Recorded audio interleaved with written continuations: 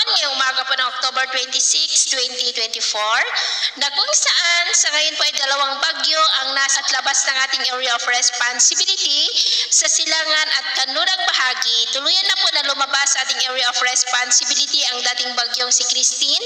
at lumakas na rin po yan into severe tropical storm pero palayo na po yan dito po sa ating bansa. Pero mayroon pong posibilidad na liligo yan simula po bukas, araw ng Linggo, at kasabay po ng pag-U-turn ng bagyong si Christine bukas ay ang pagpasok naman ng bagyong si Leon dito po sa ating area of responsibility bukas rin po. Si Christine po habang kumikilos pabalik sa direksyon natin ay unti-unti naman po yan nahihina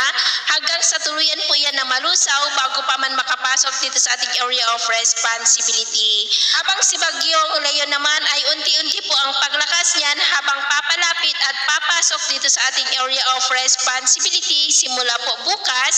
nabanta po dito sa malaking bahagi ng Luzon, kaya patuloy po natin nababantayan ang development niyan. At sa paglapas po ng bagyong si Leon ay ang paglakas naman na po ng bugso ng hanging amihan sa unang linggo po ng Nobyembre.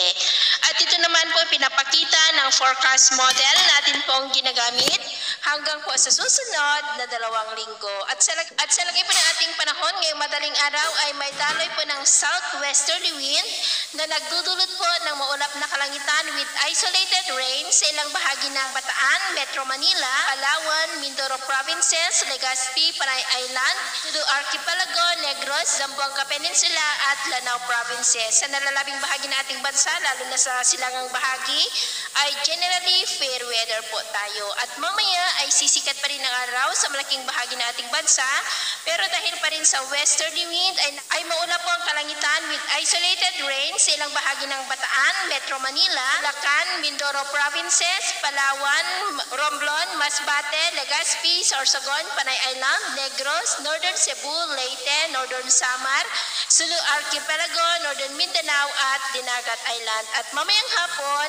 mas maraming lugar na ulit ang makakaranas ng mas maulap na kalangitan with isolated light to heavy rains, lalo na po dyan sa ilang bahagi ng Central Luzon, Southern Luzon, Kabisayaan at Mindanao. Kaya mag-ingat pa rin po tayo sa mga banta pa rin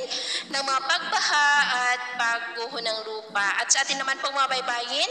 dahil po sa southwesterly wind at ng bagyo ay iwasan na muna natin ang papalaot sa buong seaboard po ng kanluran ng Luzon mula po dyan sa may Batanes hanggang po sa Palawan dahil ang mga alon po dyan ay posibleng aabot hanggang po sa 3 to 6 meters height. Kaya hanggat maaari ay iwasan na po muna natin ang papalaot dyan sa mga may kulay pula para po mas makaiwas sa mga sakunang